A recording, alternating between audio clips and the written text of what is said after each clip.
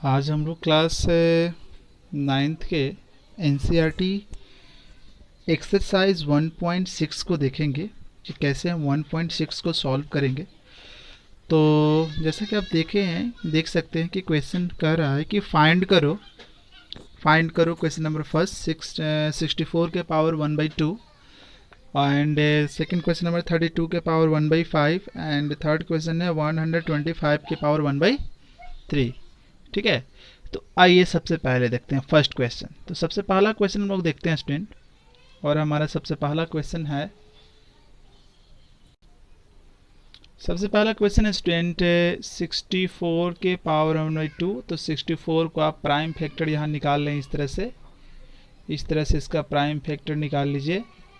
तो इसका prime factor निकालेंगे तो कितना आएगा, इसका आएगा 2, कितनी बार आया 1 2 3 4 5 6, तो 2 के पावर 6 कर दो, फिर यहाँ पर 1/2 कर दो, तो 2 के पावर 6, ये पावर और ये भी पावर, तो दोनों पावर आपस में इंटू होता है। हम लोगों ने फॉर्मूला पढ़ा है कि ए के पावर n, तो ये दोनों पावर आपस में इंटू होगा तो mn हो जाएगा। तो दोनों पावर आपस में इंटू हुआ, ये कट जाएगा यहाँ पर 3 टाइम, तो 2 के पावर 3 × 1 3, यानी कि कितना आया स्टूडेंट 8 आया इसका आंसर।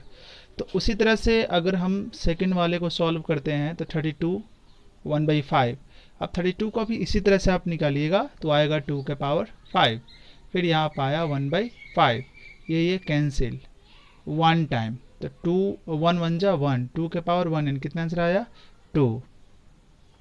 इसके बाद यहाँ ये 125 के पावर 1/3, तो 125 को भी इस तरह से सॉल्व कीजिए तो ये आएगा 5 के पावर 3, यहाँ 1/3, 1 ये कट गया 1 टाइम, तो 5 के पावर 1 × 1 1, यानी कि कितना आंसर आएगा ओनली 5 आएगा स्टूडेंट।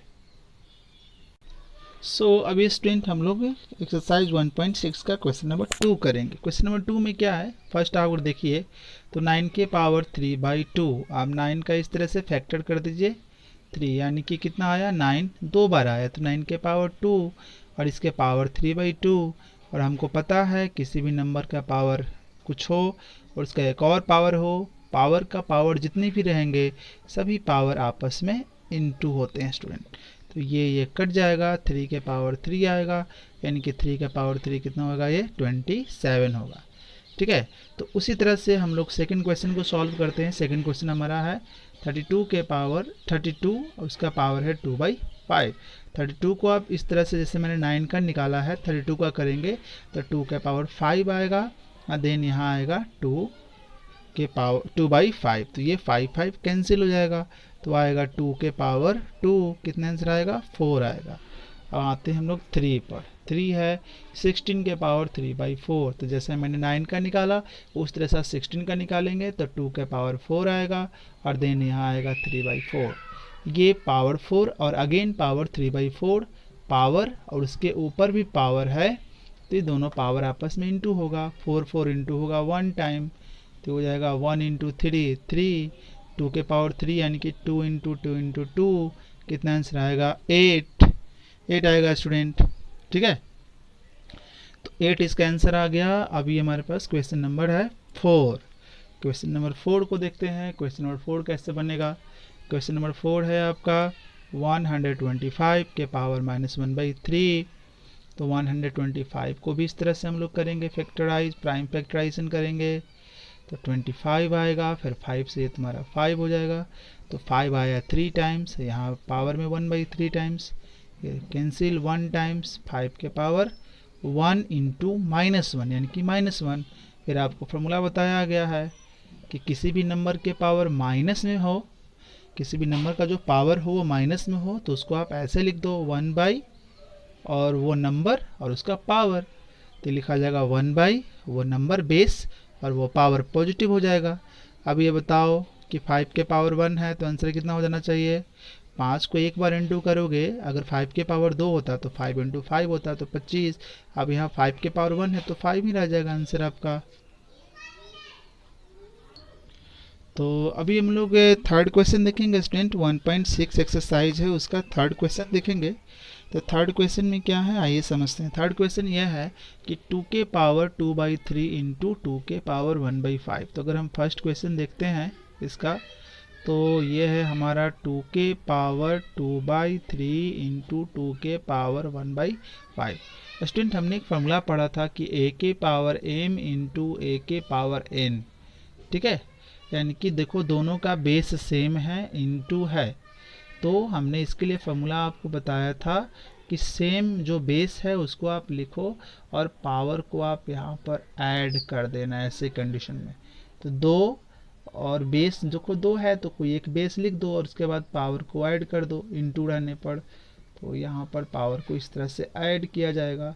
अब ये 3 और 5 का एलसीएम 15 हो जाएगा, तो ये 5 टाइम, तो 5 से इंटू 10, ये 2 टाइम, तो 2 से इंटू 2, तो तुम्हारा स्टूडेंट हो जाएगा कितना आंसर हो जाएगा आप यहाँ बताइए, 1 मिनट यहाँ देखिए, ये 3 टाइम ना, तो 3 से इंटू ऐसे, तो 2 के पावर हो जाएगा 13 बाई में 15 स्टूडेंट। क्वेश्चन नंबर 1 समझ में आया। चलिए क्वेश्चन नंबर 2, 1 बाई में 3 के पावर 3 और होल पावर 7। तो मैंने इसका स्टूडेंट फॉर्मूला बताया था कि a बाई b का होल पावर m है, इसका मतलब a के पावर भी m होगा और b के पावर भी m होगा स्टूडेंट, यस। तो इसका मतलब 1 के पावर 7 होगा और 3 के पावर 3 तो पहले से है, इसका पावर भी 7 होगा। तो 1 को कितनी बार भी इंटू कर लो, 1 को 7 टाइम लिख के इंटू करना है, इस तरह से 1 इंटू 1 इंटू 1, तो कितनी बार इंटू कर लो 1 की तो वैल्यू 1 ही आएगी। अब 3 के पावर 3 पावर 7, तो हमने फॉर्मूला पढ़ा था कि पावर का पावर रहने पर है ना इंटू होता है, यानी कि 3 का पावर पहले 7 है और दूसरा पावर है, पहला पावर 3 है, दूसरा पावर 7 है, दोनों पावर इंटू हो जाएगा स्टूडेंट। तो 1/3 के पावर कितना आएगा, 21 आएगा स्टूडेंट। तो ये हमारा सेकेंड वाला आंसर हुआ, ठीक है। अब हम लोग आते हैं क्वेश्चन नंबर 4 को देखते हैं। क्वेश्चन नंबर 4 क्या है आइए समझते हैं। क्वेश्चन नंबर 4 जो है 11 के पावर 1/2 अपॉन 11 के पावर 1/4।